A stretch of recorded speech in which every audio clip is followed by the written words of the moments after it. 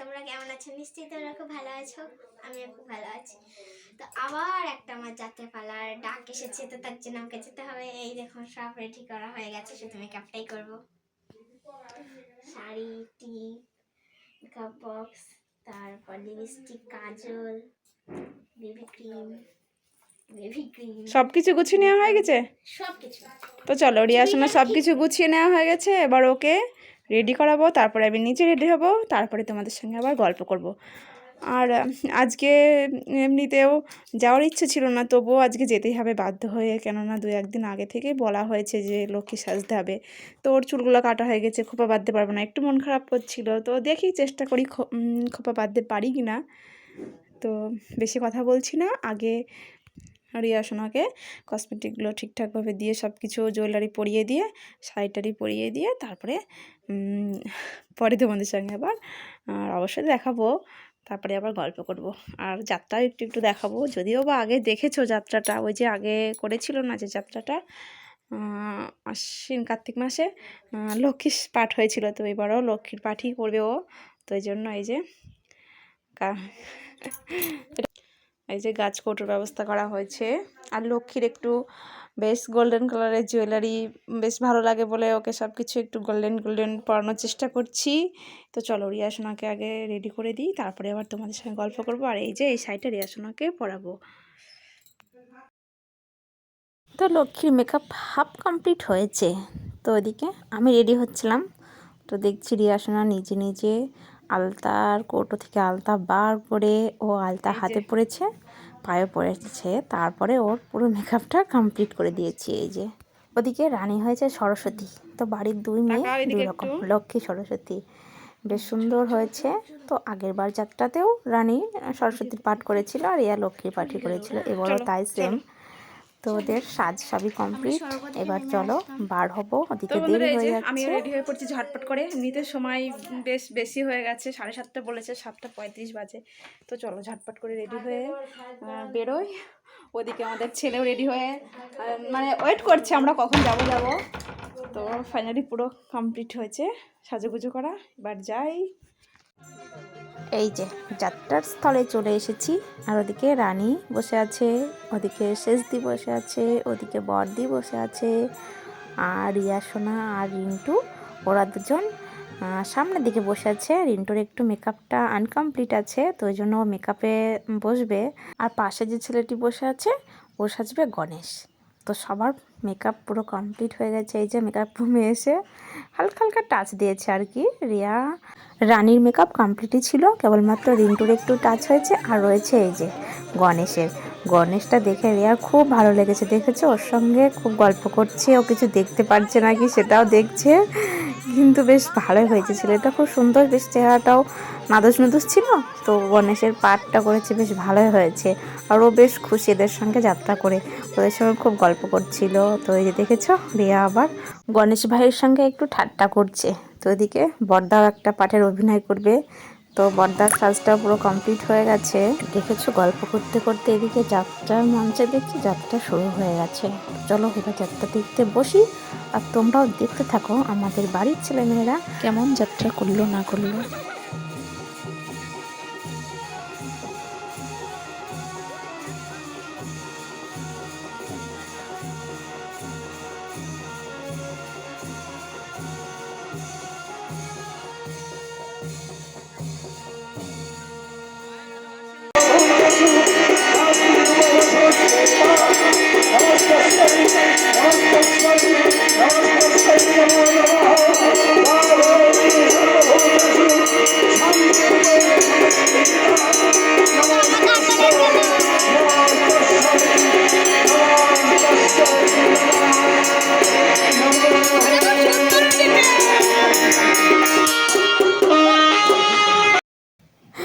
এই যে আমার বড় ভাসুরের অভিনয় শুরু হচ্ছে, তো তোমরা দেখতে থাকো।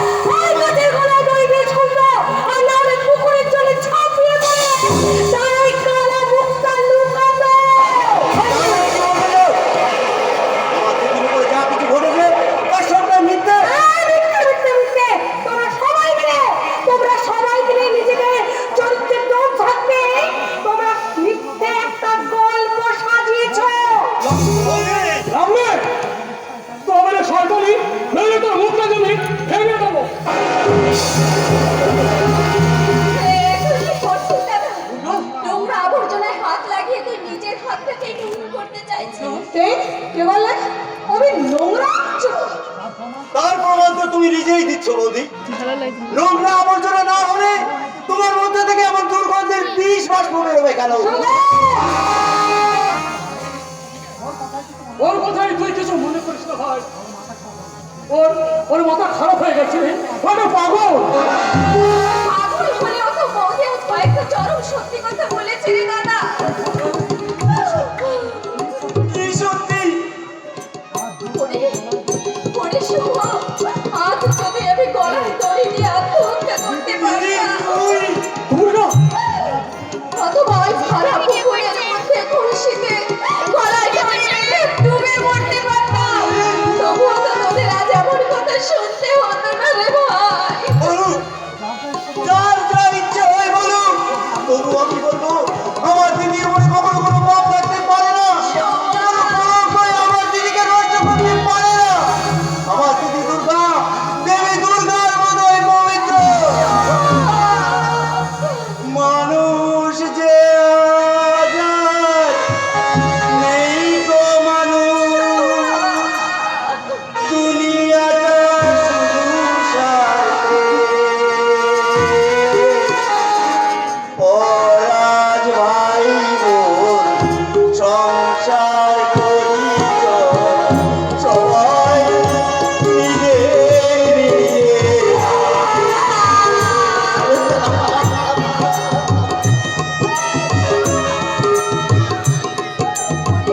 ওরে শুভ, সবাই যদি তোর মতো দাদার অভিনয়টা শেষ হয়ে গেছে, তো আমরা এই যে সামনের দিকটায় বসে রয়েছি।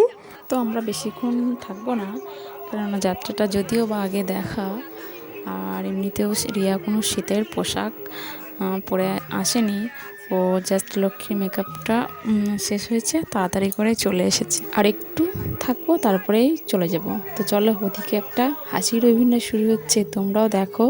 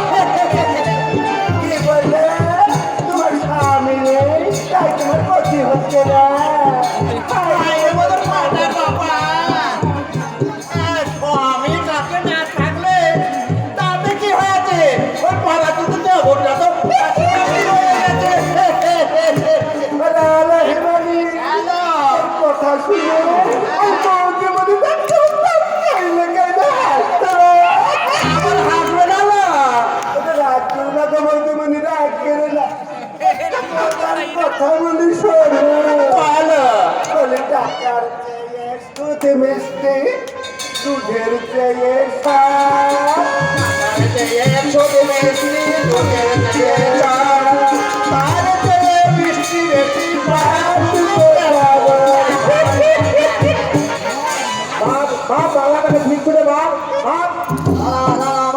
আমি পাগল নাই গো, আমি পাগল না।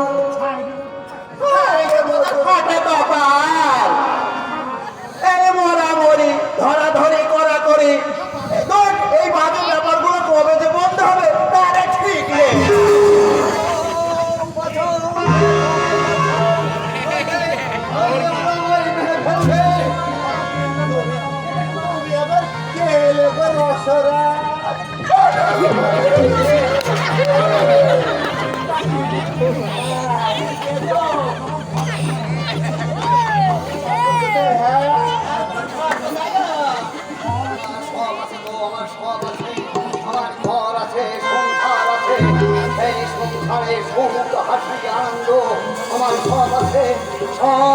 তো বন্ধুরা, যাত্রার দিকে চলছে, তো আমরা আর বেশিক্ষণ থাকছি না, বাড়িতে ফিরবো।